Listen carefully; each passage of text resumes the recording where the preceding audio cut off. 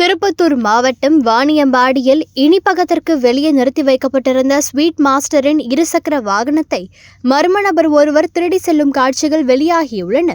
வழக்கம் போல் வண்டியை நிறுத்திவிட்டு வேலை செய்திருந்த வடிவேலு என்பவர் வெளியே வந்து பார்த்தபோது தனது இருசக்கர வாகனம் காணாமல் போயிருப்பதைக் கண்டு அதிர்ச்சியடைந்து சிசிடிவி காட்சிகளை ஆய்வு செய்துள்ளார். அப்போது மர்ம நபர் ஒருவர் இருசக்கர வாகனத்தை கொள்ளையடித்து சென்றது தெரியவந்த நிலையில் போலீசில் புகார் அளித்துள்ளார். காவல்துறையினரும் பைக்கை திருடி சென்ற மர்ம நபரை தேடி வருகின்றனர்.